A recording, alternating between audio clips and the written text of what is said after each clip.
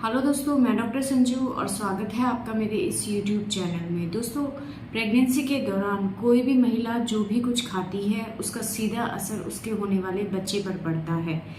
बच्चे को जो भी न्यूट्रिशन मिलता है वो माँ से ही मिलता है, और अगर माँ अपने खाने पीने पे अच्छे से ध्यान देती है, प्रेगनेंसी के दौरान हर तरह का वो न्यूट्रिशन देती है, तो बच्चे में भी किसी तरह की डेफिशिएंसी नहीं होती है और उसका जो डेवलपमेंट है, उसकी जो ग्रोथ है वो प्रॉपर तरीके से चलती रहती है। तो बच्चे की जो ओवरऑल ग्रोथ होती है, उसका जो मेंटल फिजिकल डेवलपमेंट होता है वो माँ की हेल्थ के ऊपर डिपेंड करता है। इसलिए महिलाओं को प्रेगनेंसी के दौरान अपने खाने पीने के ऊपर बहुत ज़्यादा ध्यान देना चाहिए। लेकिन कई बार प्रेगनेंसी के दौरान कुछ ऐसी प्रॉब्लम्स हो जाती हैं, कुछ ऐसी दिक्कतें आने लगती हैं जिसका असर महिलाओं की हेल्थ के ऊपर पड़ता है, उनके स्वास्थ्य के ऊपर पड़ता है, और फिर ये इनडायरेक्टली आपके बच्चे को भी अफेक्ट करता है। तो प्रेगनेंसी के दौरान क्या है वो दिक्कतें जिनकी वजह से आपके होने वाले बच्चे की ग्रोथ के ऊपर असर पड़ सकता है। इसमें सबसे पहली चीज़ आती है प्रेगनेंसी के फर्स्ट ट्राइमेस्टर के दौरान जो नोजिया वोमिटिंग की प्रॉब्लम होती है वो। अगर किसी महिला को उल्टी या जी मिचलाने की परेशानी बहुत ज़्यादा होती है प्रेगनेंसी के दौरान, तो वो खाना पीना इतना अच्छे से नहीं कर पाती है, उसे भूख नहीं लगती है, किसी भी चीज़ को देख के उसकी स्मेल से उसको खाना खाने का मन नहीं करता है, जी मिचलाता है, उल्टियाँ होती हैं।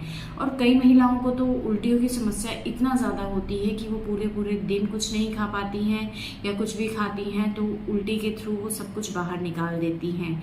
ये समस्याएं महिलाओं को लगभग तीसरे महीने के आसपास तक रहती है। 3.5 महीने के बाद ये परेशानी उनकी धीरे धीरे ठीक होने लगती है। लेकिन कई महिलाएं ऐसी हैं जिनको ये प्रॉब्लम पूरे 9 महीने रहती है। तो इस चीज़ का उसके होने वाले बच्चे की ग्रोथ के ऊपर बहुत ज़्यादा इफेक्ट पड़ता है, क्योंकि अगर महिला ही कुछ खा पी नहीं पाएगी, उसके अंदर अगर न्यूट्रिशनल डेफिशिएंसी होने लग जाएगी उल्टियों की समस्या की वजह से, तो उसका इफेक्ट उसके होने वाले बच्चे पर पड़ता है। इसके अलावा दूसरा है कि अगर महिलाओं को न्यूट्रिशनल डेफिशिएंसी हो जाए किसी भी तरह से या किसी भी चीज़ की, तो उसका इफेक्ट भी उसके बच्चे के ऊपर पड़ता है। जैसे कि बहुत सी ऐसी प्रॉब्लम्स होती हैं, जैसे कि फॉलिक एसिड की डेफिशिएंसी, आयरन की डेफिशिएंसी, आयोडीन की डेफिशिएंसी, कैल्शियम की डेफिशिएंसी, या बहुत से दूसरे वाइटामिन्स मिनरल्स की डेफिशिएंसी, जो कि अगर महिलाओं के शरीर में रहे तो उसका सीधा इफेक्ट उसके होने वाले बच्चे के ऊपर पड़ता है। कई महिलाएं खाने पीने के ऊपर बहुत ज़्यादा ध्यान नहीं देती हैं। अगर उनको भूख लगती है तो बाहर की चीज़ें ज़्यादा खाती हैं। जो चीज़ें उसके शरीर के लिए फ़ायदेमंद होती है उन चीज़ों के ऊपर उनका ध्यान कम होता है, उनको सिर्फ चटपटा खाने का मन करता है।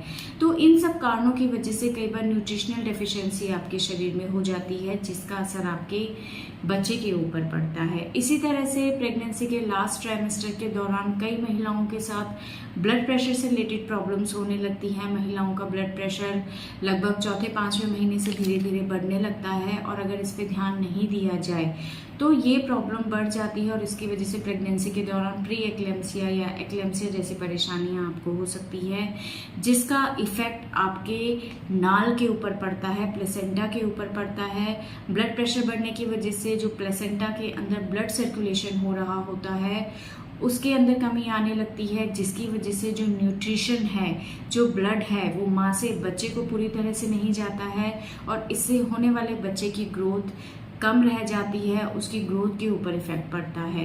तो ये 3 मेन ऐसे रीजंस होते हैं जिसका इफेक्ट आपके होने वाले बच्चे पर पड़ता है। इसीलिए प्रेगनेंसी के दौरान गर्भवती महिलाओं को अपना बहुत ज़्यादा ध्यान देना है। अगर उनको उल्टी की, जी मिचलाने की समस्या बहुत ज़्यादा हो रही है, तो ऐसे में आप कुछ चीज़ों का ध्यान रखें कि आपको एक बार में पेट भर के नहीं खाना है, थोड़ा थोड़ा करके खाना खाना है। बहुत ज़्यादा स्ट्रॉन्ग स्मेल वाली या बहुत ज़्यादा घी तेल वाली चीज़ें आपको नहीं खानी है। बहुत ज़्यादा लिक्विड चीज़ें आपको खाली पेट नहीं लेनी है, या बहुत देर तक आपको खाली पेट नहीं रहना है। लेकिन अगर इन सब चीज़ों को करने के बाद भी आपको लगता है कि आपकी प्रॉब्लम ठीक नहीं हो रही है, तो ऐसे में डॉक्टर से फिर कंसल्ट करना ज़रूरी हो जाता है। वरना आप में अगर खाने पीने की कमी की वजह से किसी तरह की कोई वीकनेस आ जाती है, तो इसका इफेक्ट आपके बच्चे पर पड़ता है। इसीलिए अगर आपको भूख ठीक से लग रही है लेकिन आप बाहर की चीज़ें बहुत ज़्यादा खाती हैं, जो चीज़ें आपके शरीर के लिए फ़ायदेमंद है वो चीज़ें आप कम खाती हैं, तो इस चीज़ के ऊपर आपको ध्यान देना है।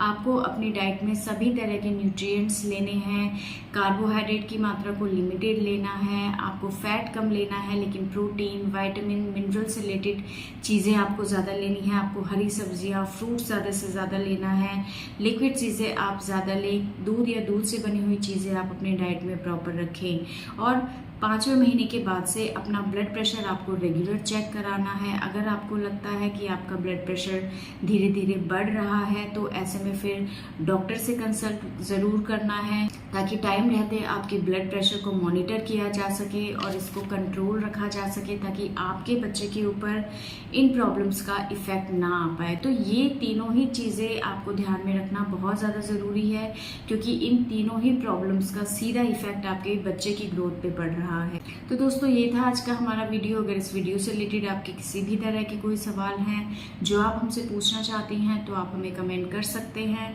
और हमारे आने वाले वीडियोस को देखने के लिए हमारे इस चैनल को सब्सक्राइब ज़रूर करें।